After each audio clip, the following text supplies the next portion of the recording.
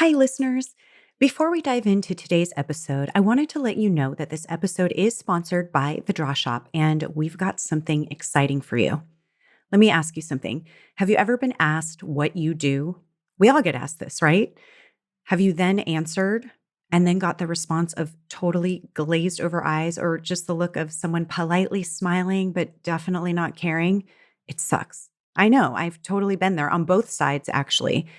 That's why my team and I at the Draw Shop now offer a service to help you perfect your elevator pitch so that people immediately understand how you can make their life better and so that you can use this anywhere in your marketing. It's the single statement that compels your prospects to take action right away. Here's what happens. You meet with an expert copywriter on our team to define the problem you solve, how you solve it, and the transformation your customers experience after working with you. From there, we'll turn that into a short and sweet elevator pitch just for you and create a compelling one-page visual story to help the world better understand your business and how you can help them. For a special limited time offer, we are offering you this service for 1/3 the usual price, valued at $1,500. Yep, 70% off.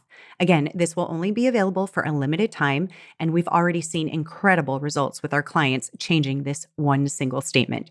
So to get your word perfect pitch today, head to www.thedrawshop.com/elevator pitch now. That's www.thedrawshop.com/elevator pitch. Okay, let's get into today's episode. So you have to look at what is the impact of the book going to have on your overall business, not just book sales. Right. And then you make your platform, I like to call it the Trinity, podcasting, book, and a TEDx. Then if you have all three of those things, you're building a platform that really sets you apart as being an expert in your industry.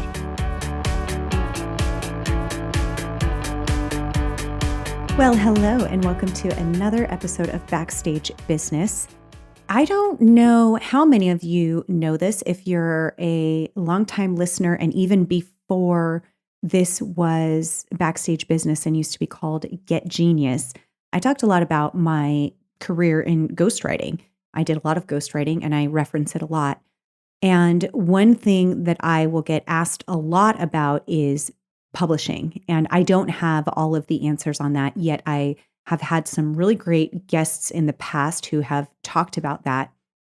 And what's really great is today's guest, Michelle Vandepas, is really kind of does the full everything when it comes to writing a book, publishing, and marketing it. So I've had several guests that are, all about the writing and how to create a book. I've had guests that talk all about the launch of the book. I've had guests that talk about the design of the book. And now we're bringing it all together. But what's even greater is that we're going into the different types of publishing as well, because that is something that changes a lot and it's changed really quickly.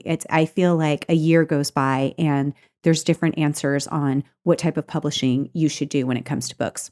So if you have been thinking about writing a book, this episode is for you. If you have been scared to do that because you're worried about the time it's going to take and what you're going to do afterwards, this episode is also for you. If you're thinking about what would I even do once I have a book? Like, what does marketing the book and what does launching the book even look like? This episode is also for you. So basically, it's like from the thought of the book until people actually purchasing the book. She's covering all of it because that is what her business does. Let me tell you a little bit about Michelle. I was first introduced to her actually because I saw her TEDx talk, which was incredible. It's really awesome. It's all about procrastination and having a totally different outlook on it, which I love. I love when somebody just completely shifts your mindset on something and makes you think about it differently. That's just amazing. So there's a link to that, by the way, in the show notes. You'll definitely want to check that out. But Michelle is the nation's leading expert for entrepreneurs and personal development experts who want to share what they've learned with the world by becoming an author. She's the co-founder of GracePoint Matrix Publishing, which is the gold standard in concierge publishing. And as a book coach and publisher, Michelle has worked with thousands of authors, and she's been doing this for over 20 years. And she's worked with them to help them publish and promote their books, to help them get the book written, to help them decide whether they need a book or not. She's a serial entrepreneur, which is, I think, so important, especially if you are one of those type entrepreneurs that's thinking about a book. She gets it. She's a serial best-selling author herself, and she gets the strategy. Oh my gosh, there's so many golden nuggets to look out for, because she's got really great tips in terms of like deciding what your book should be about and what you should actually include in that book. And I love it, because oftentimes we have just so much information, but she gives really, really tactical tips on how to determine what that book should be and what people will get out of it. So make sure you listen to that. She also really gets messaging and what kind of creative juice you need to build your platform once you have that book. And she's a very visionary marketer. She combines creativity with smart business sense to really unleash the power of her clients. And she's been on lots of media outlets. She speaks about her passion for purpose and profit. And she's just an incredible speaker and coach. And you're lucky you get to hear her today. So we're talking about a lot. We're talking about, what you need to know about writing. We're talking about what that creative process looks like. What you need to think about when it comes to designing your book. What are all of these fancy numbers that people have in a book? Do I need that if I'm publishing? Do I go the traditional route? Do I try to get a big publishing house to publish me? Do I do a little bit of each? I mean, there's so many things to think about when determining that. And what are like the most important things to keep in your mind for building a strong foundation for your book launch? And what are the mistakes that people make? And here's a really big one too that we address at the end of the interview, but how quickly can I get this book done? How quickly can I write it? We'll go into all of that. So you'll want to listen to this, especially if you've been thinking about writing a book. I will tell you this, I talk a lot about giving value to your clients, and I can't think of a better way than doing it with a book. And I've seen how it's panned out for the clients that I have and the authors that I worked with.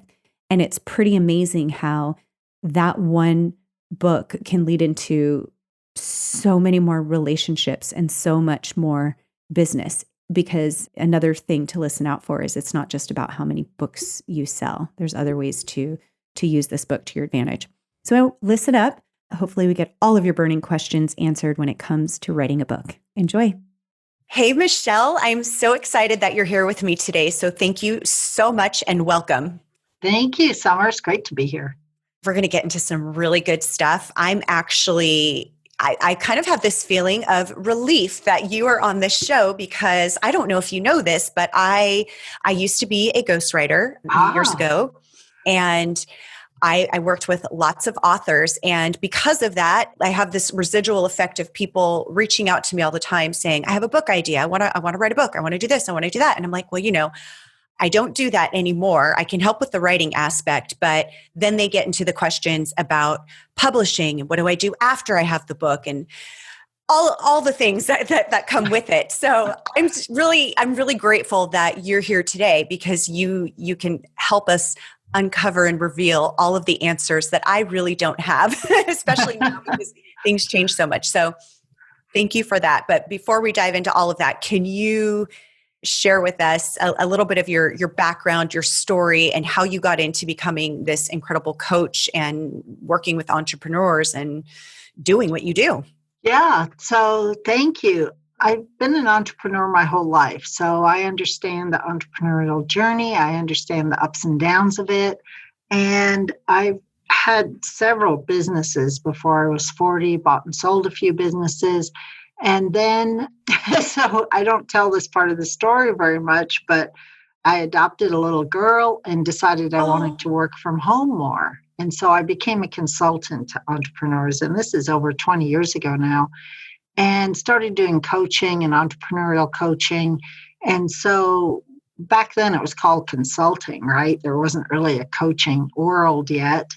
And I also published my first book, and that was about marketing for entrepreneurs. And it really was meant to be used as my business card to help me stand out as an authority, as a marketer in the entrepreneurial world, which it did do, and get me more coaching and consulting clients. So that was almost 22 years ago when I published that book and started in that world. And I've been coaching ever since entrepreneurs, not just entrepreneurs, but anyone who wants to make more money doing what they love to do. Sort of purpose and profit has been my thing. And along the way, I have coached hundreds of authors into publishing their book, and I'm also part owner of a publishing company. Oh, wow. Oh, that's awesome. Very cool. So let's kind of go through beginning to publish book, and then what you do after that. I've gone through this myself, and many entrepreneurs do say, oh, I think I've got a book in me. So how does that first start, and should people have a book? Like, what is the benefit of having a book? All right, so let's keep it in the nonfiction world, just for sake of clarity today. We're going to talk about nonfiction books, who should have a nonfiction book and why. And basically, anybody can have a book. There's a big difference between a writer, someone who goes into their she shed or a man shed and writes every day, for hours a day, and that's their calling in life. And they do that every day, no matter what. And they might end up writing lots of books or articles or for newspapers, whatever. And then there's the rest of us, I like to say, who know they have a book or two in them. They may be okay writers, maybe not even, but they want to use a book to help share their message, maybe build their platform, set themselves up as an authority in a specific genre, in a specific system, as a way to set themselves apart in their industry. And that's what most entrepreneurs, coaches, service professionals, any kind of entrepreneur, it doesn't matter if you own a tire shop, you could write a book to help set you apart. Or you may just have a passion for wanting to share your message, your story. And that's usually a nonfiction book as well. So anyone has at least one of those in them. The question is whether you're going to sit down and write it, whether you're going to use a ghostwriter. It's so exciting to hear you are a ghostwriter, because there's a place for an entrepreneur to just hire out the writing. Right. And usually it's some combination of that. When I work with brand new authors, sometimes we'll see what content they already have. Maybe I'll interview them. Maybe I'll give them writing prompts. Maybe we'll see if they've been on podcasts like this and transcribe them all, and then take that and edit that into very, very loose chapters, right? That's not a finished manuscript, but it's a place to start. Right. And so anybody has at least one book in them if they want, right? Not everybody wants. But if they're called to write a book, there's a book in you. And then there's lots of ways to get that out of your head onto a manuscript, onto paper. So one thing that I noticed happening a lot when I worked with authors was having a ton of ideas that they wanted to put into one book. Mm-hmm. And I'd be like, oh, we need to really simplify that and determine what is this, what needs to happen at the end of this book. How do you help with people determining what is this book about? Because, as you know, if it's somebody who's a coach, or it's somebody who's, say, a financial advisor, or it's somebody who's, whatever their industry is, they probably have a multitude of things that they could pitch or talk about. How do you decide what's the one thing? Yeah, absolutely. Here's how I like to do it. If you have a system, maybe it's your 3-point system to getting more clients. Maybe it's your 10 things you need to know to lose 10 pounds. Maybe it's how I went from chronic fatigue syndrome to running my marathon. Here's my journey and story. What is it that you want to share? Like, what's the bottom line that you want to share? And here's my tip. I ask people to write their back cover first. Oh, I And love it. And when you write your back cover, which we may or may not use, this isn't the point, right? But it helps you really focus, because when you read a back cover, you immediately know what that book's about and who it's for and what you're going to get out of that book. So when people have to focus what that whole book is in one short paragraph that explains what is in it for the reader, that's when you can really focus your book. That's so awesome. That's an amazing takeaway. I like doing that in just any part of my business. It's kind of reverse engineering, going to that end result. What does that look like? What does somebody say after they've used, this new service that we're putting out? And it's amazing how much it really shifts what you do at the front end. Absolutely. The other tip I want to share, if I can jump back in, Summer. Yeah. Often as writers, we want to share our story. And I think it's really important to share your story. And that may or may not end up in the book. What writing your story does is help you get to the nuggets that are important for your reader. It helps you get underneath. It helps you get deeper into what it is you really want to share. So just because you've written out the story doesn't mean that's what the reader needs to hear. They don't necessarily need to hear that you were born in Missouri in 1962 or whatever it was, unless it's important to the reader and how it's going to benefit them and help them. The way I like to look at it, and if you're in any kind of entrepreneur or in any kind of business at all, you know a little bit about sales. You have to know about sales. Right. And in sales, it's always like, what is it that they're going to get?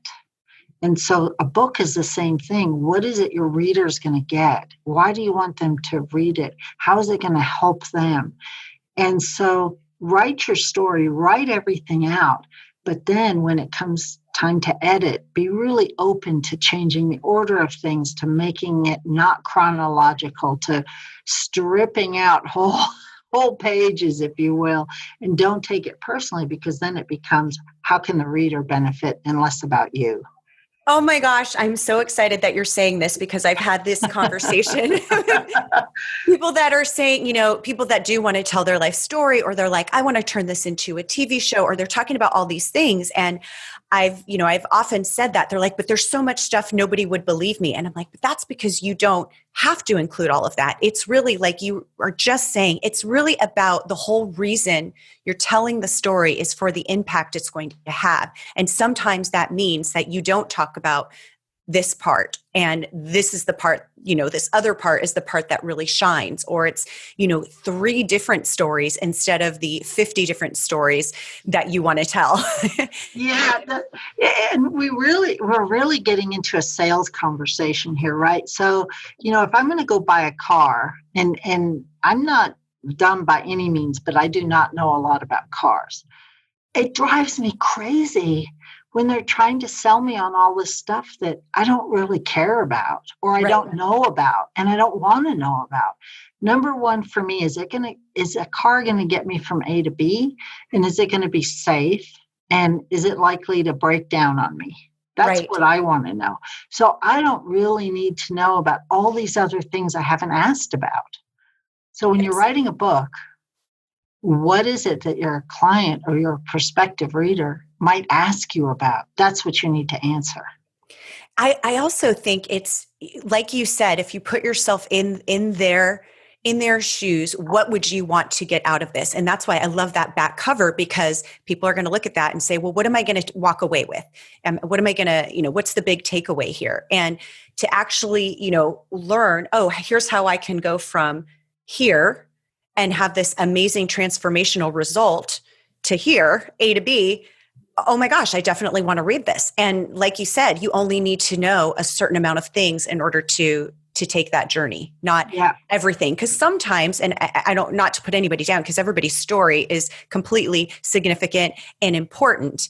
But sometimes you're telling so much that it becomes a self-serving thing, because you want to share all this stuff, and it's not really, it becomes less about the reader and the person on the other side than it and more about yourself. Right. And again, I'm not trying to offend anybody because your stories are important, but at the end of the day, what impact are you trying to have? Yeah, absolutely.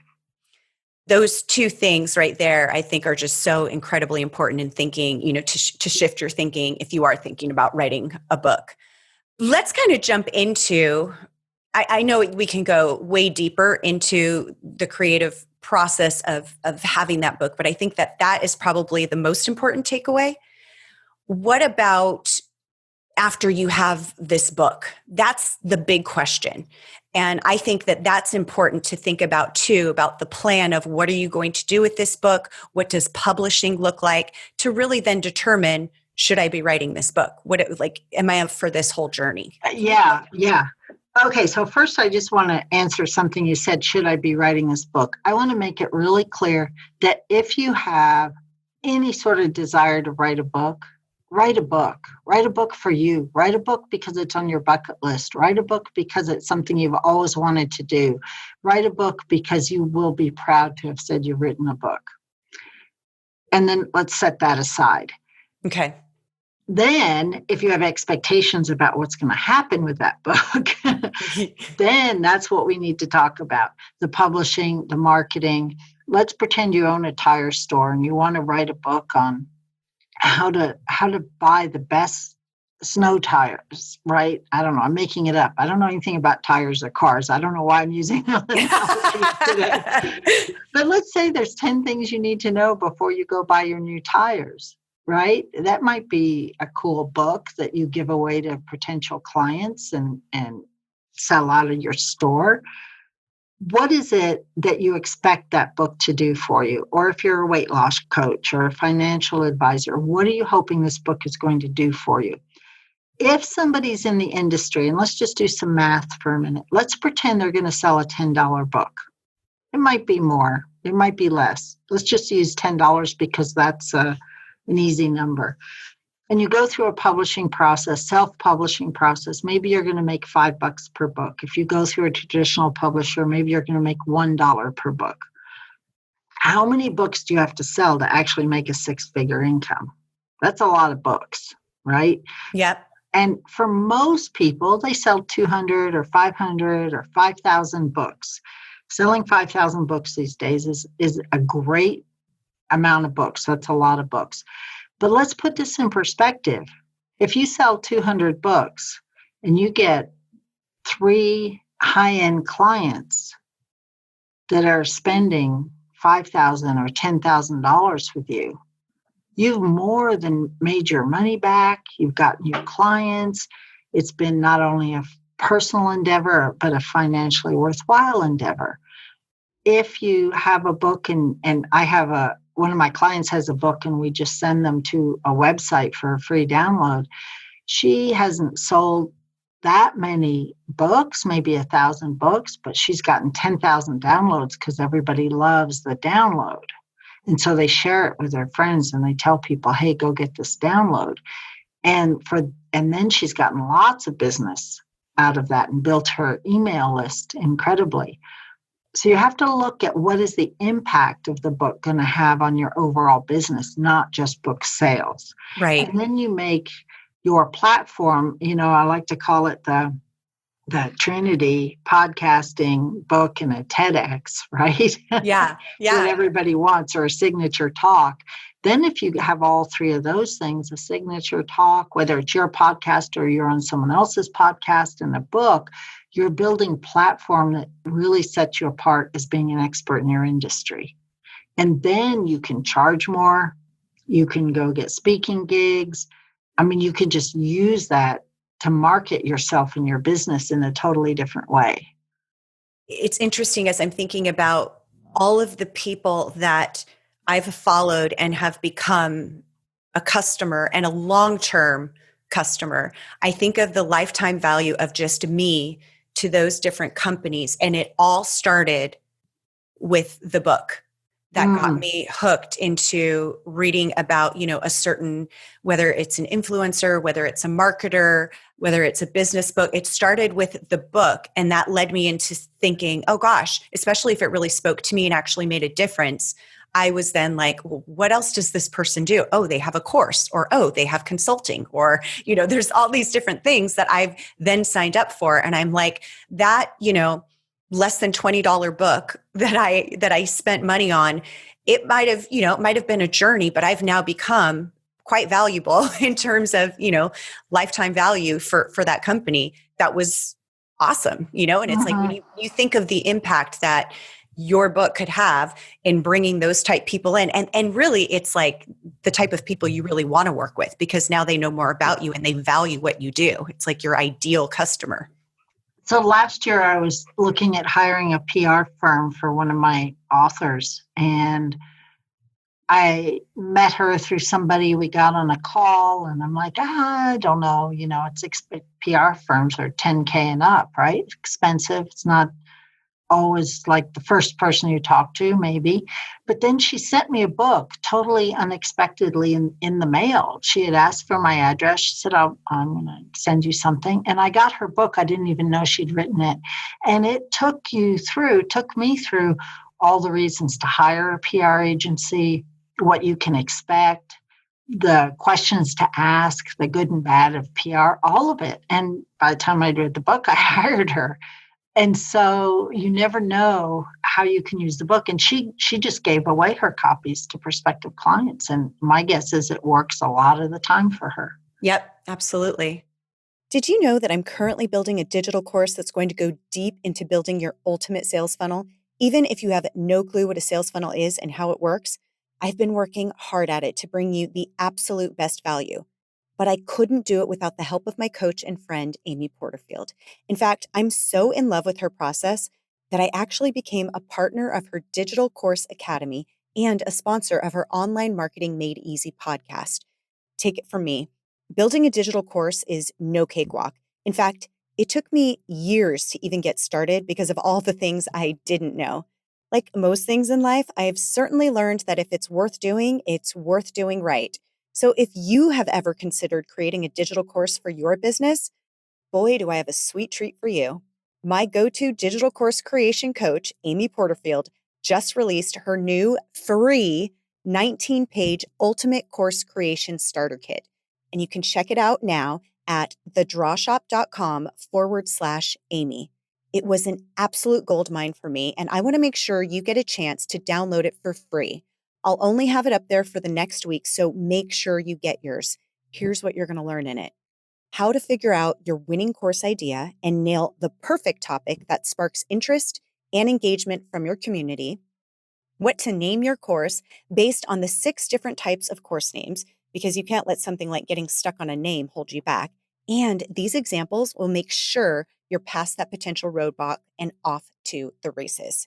You'll also get a brainstorm session of what you'll stop doing in your business once you're generating revenue with your digital course. This one is extra fun to explore. So I just wanted to share in case you're inching close to burnout or just ready to up your game and scale. Get set up with this blueprint to make some magic, and I can't wait to see what's up your sleeve. Head over to thedrawshop.com/Amy. Okay, back to the show. So now, in determining, okay, should we write the book, what to expect in terms of sales, and really looking at it as a longer term, it's kind of like it's just a part of your sales funnel, really, if you look at it that way. Totally. What is the process of actually taking it from, your Google Doc or wherever you have it, and then designing it, getting a cover, and then most people listening might have never even heard of an ISBN, but it's important. And how do you get that? And how do you, find a publisher? Like, can you walk us through that whole journey? So the book itself is going to go through a journey, whether you have a publisher or not. The reason to have a publisher or a publishing consultant is to make sure that the book can be the very best it can be, especially if you're brand new to the process. You're going to learn so much that do you want to learn it on this first book, or do you want to learn it and have someone else help you not make the mistakes? An ISBN, so anyone who has a book in front of them right now, you just pick it up and look at the back cover, and you'll see a little barcode there with the ISBN across the top. And It should be on the inside and the copyright page as well. That's sort of like a social security number for a book. It sort of has all the information about the book, who owns the copyright, who published the book, and so forth, embedded in that ISBN. You don't have to have an ISBN to publish on Amazon. Okay. It's recommended you have an ISBN, and you must have one if you're going to get into iBook, Barnes & Noble, anywhere except Amazon. Almost everywhere else needs an ISBN. Okay. Publishers will own your ISBN. So whoever buys the ISBN and attaches the book title owns the publishing right to the book. Not the copyright of the content, but the package, the book cover, the way it's laid out, the pricing, the whole thing together. All right? Okay. So it's a little tricky for some authors to get this right out of the bat, and don't worry about it. If you are going to self-publish, you buy your own ISBN. If you're going to go with a publisher, they will either help you self-publish or use their ISBN. So publishing is very tricky these days because there are so many models of publishing. So it's right. So Yeah. you can use a publisher and still self-publish. Oh, okay. Right. So there's so many models. Do you want me to jump into that? I would love to hear the models because I feel like it's changed so much from, when I was ghostwriting, I was hired by a publisher usually and most of the time. And then it was at the time when people started to do self-publishing. So then people would always ask me and I'm like, I'm not really on that side of it, but I knew a little bit of like, you can definitely publish your own book, but I would love to hear the different models so that people understand what the options are. Yeah. So let's just say you're a financial advisor. You've been in business a long time. You see the top 3 mistakes everybody makes and you want to write a book about it. So you write your book and now what? Well, you can hire somebody or just stick it from a Word doc into a PDF and upload it to Amazon and cross your fingers and hope it does well, right? People do that all the time. Cheap, may look good on Amazon, may not, may sell, may not, but you got it up, you published your book, probably close to free. And a lot of people do that for all kinds of books, and you can do that. The next step is you work with a publisher or a publishing consultant to self-publish your book. And when it's important to do that is if you want 100% control over everything that happens with your book cover, your pricing, where you sell your book. If you have a big audience to sell to, so let's pretend you're a speaker and right now we're just coming out of lockdown, right? Yeah. With COVID. But someday speaking is going to come back, and let's say you speak to 1,000 people in person and you're giving away 1,000 books as part of your speaking agreement. You might want to self-publish because you'll make a lot more money. But you may want to use a publishing company or a publishing consultant to make sure that that book looks professionally published and is professionally published with the ISBN and the copyright page and the layout and the design and good copy editing and the gutters and margins and all the things that you would never think about if you've written a book but have never published before. So that's the next step. Then there's everything in between that, all the way to traditional publishing where you turn over your manuscript to somebody, sign a contract, basically have no say in what the book cover looks like and get paid a royalty in a year or two, right? So that's the other extreme.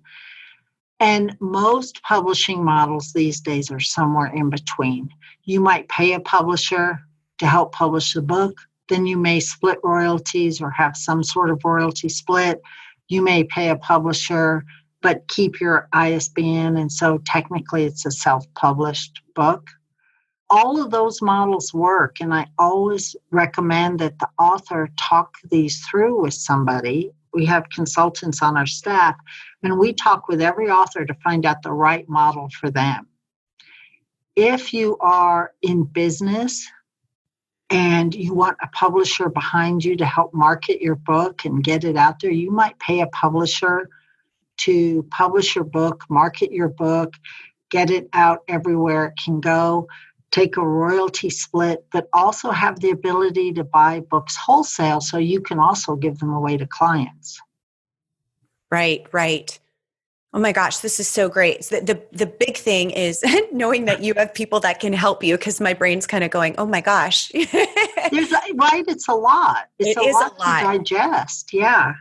I wish there was just like one right way for everybody, but I talk to people all day, every day. And sometimes I say, I think based on what you've told me, self-publishing's right for you. And I may say to someone else, they just want to turn over their manuscript and be done. Yeah. And that's okay. There's value in both of those models. And going with a publisher, if you want to turn over your manuscript, doesn't mean you're going to find a publisher who will publish it without an upfront cost to you. You may or may not, just because of how competitive the world is right now. Oh, totally. Yeah. And it is. It's so different. I wanted to talk about, the actual marketing of the book, or, prepping for that first launch, because I think, some people might have the expectation that even if they are working with the publisher, that it's kind of just, I turned over my manuscript, they're going to handle it, and it's just everyone's going to want it. But I think, one misconception is how much we as the authors have a part in the marketing and getting the word out. So can you talk about, how to building that launch and that marketing foundation? So here's the conundrum and sort of the circle. If you have a big email list, if you have a big following on social media, if you're a speaker, if you have a way to sell books, then publishers want you, and you have less of a reason to need one. Right? Right. Because you could sell books by yourself. So it's that circle, right? Yep. For the average person, maybe they have a list of 2,000 or 5,000 people, or maybe even 10,000 people on social media and email, average sort of coach or whatever. It's going to be harder to get a publisher that will do 100% marketing for. In fact, no publisher ever does 100% marketing, not even the big publishers, right? Yeah. They need the authors to step up and learn enough of the business to joint market with the publisher. So there's a lot of ways to do that. I don't recommend that you throw spaghetti at the wall. That's going to burn you out. If you're an author, decide if you like being on podcasts. If you like writing, maybe you can write blog articles to help you promote your book. Maybe you'll run a Facebook group. Maybe you'll do a weekly newsletter and encourage people to sign up for your newsletter. There's a lot of ways to market, and they don't all have to be frenetic crazy making. But you have to find something that you can do and stick with it, and work with your publisher to do a launch, to let everybody know, to encourage people to leave reviews, to get endorsements, to share the book, and to keep marketing the book. So I'm not sure I've exactly answered your question, but I think you just have to sort of be in on the marketing game, even if it's not something you want to do. The trick is to find something that's not going to burn you out, that you're willing to do, that you could get excited about doing. Right. And you help people with that launch and what kinds of things that they can do to get the word out? Yeah, so we do all the publishing models. We do it all. So we have publishing consultants on staff, and we'll help you self-publish. And we also take about 20 books a year just on a traditional publishing model. And we help hundreds of people every year publish, right? So we have every model, and we talk with every author. It's not like go to our website, punch a button and buy something. We talk with every author. We make sure we get them into the right model for them. And part of that discussion is how much marketing can you do? How big is your list? How much are you willing to do? What are your expectations for the book? How much are you willing to learn this business or not? There's Totally. no right answer. It's Right. just, right? It's just, these are all questions we ask and we take people through. Who's the audience? How many books do you think you could sell? Who are we going to market to if we're your publisher? Where do you think it would sell? Right. And we have all those conversations before we say, we think this is the right match. I love that. We've covered like a lot here, determining if a book is right for you. Is this going to be something that is useful? Have you been thinking about it? Things that people should be thinking about when it comes to actually putting their book together. What stories are important to tell? What's the impact that you want to have? We talked about the different models of publishing. And we talked about, using that book as like a really important part of your sales funnel. And I thought of a question that we hadn't answered yet, but I know a lot of people are probably asking themselves is, how long is it going to take to write the book? And people want it done quickly. You know what I mean? I mean, when I was a ghostwriter, it was like, I needed this like yesterday. Right. So here's the thing about books. We think about them for 10 years. And then when we say, all right, I'm ready, we want it out in 90 days. Yeah. So if you work with someone on our team, we can interview you. We can scour the internet, see what content you already have. We can help pull that into a manuscript. We can hire a ghostwriter and pull a book together in 90 days for you. I wrote my first book on marketing in 6 weeks, but I had been thinking about it for a very long time and teaching my principles for a very long time. So when it came down to write it, I just wrote my principles out that I'd already been teaching. For someone else who is just in the early stages, they don't have a lot of content out there yet. They maybe don't have a course, but they have a message. They have something they want to share. It may take longer than 90 days to actually write the book. We have book coaching programs that are a year that takes people from the beginning to the end. We have coaching programs that are 6 months if they've already started writing their book.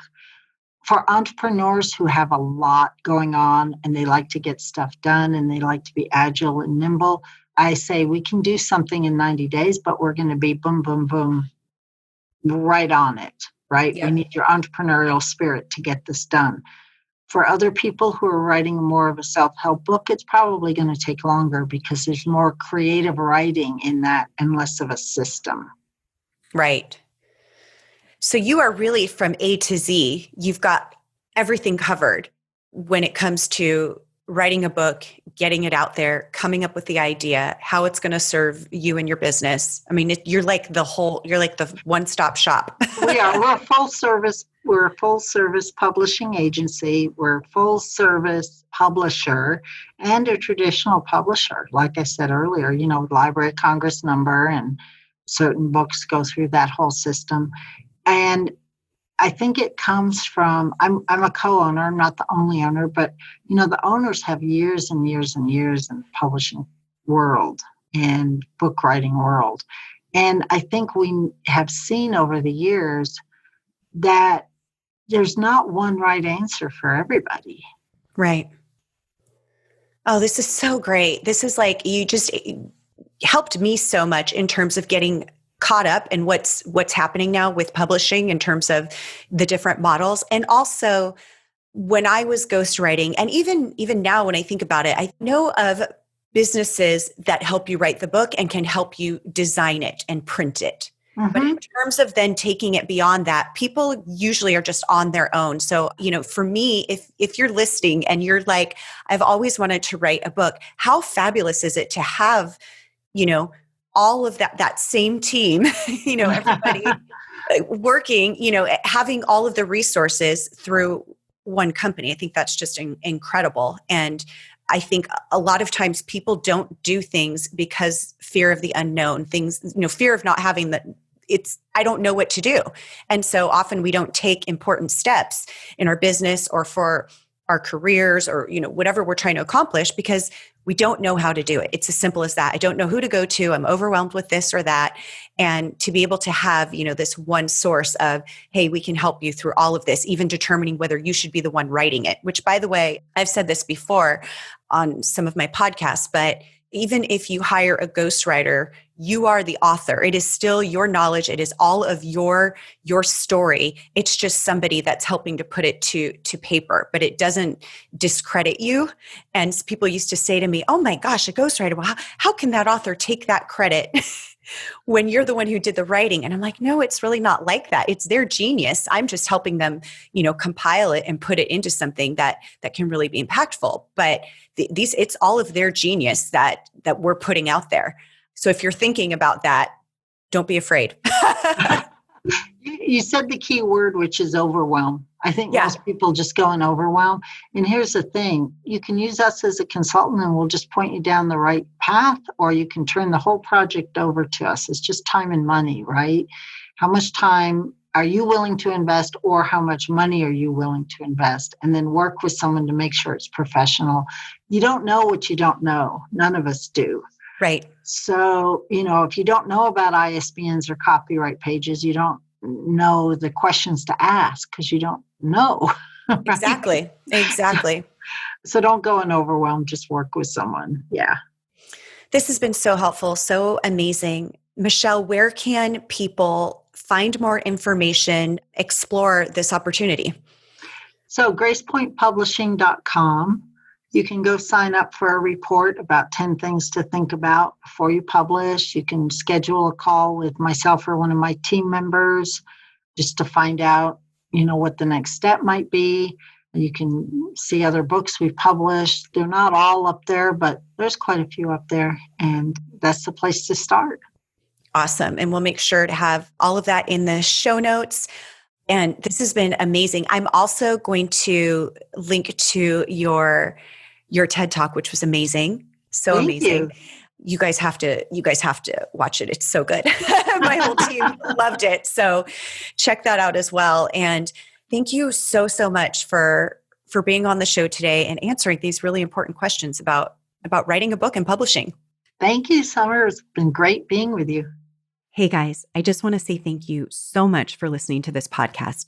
If you haven't already done so, would you do me a favor and go subscribe and review this podcast? My goal is to continue to deliver you content that will really move the revenue needle in your business and give you up-to-date content on anything else that can dramatically help your business. You can also find us at thedrawshop.com/podcast, where you can comment on the podcast or contact us directly with any issues you'd like me to address. Thanks again. I really, really appreciate you listening, and I'll see you next time.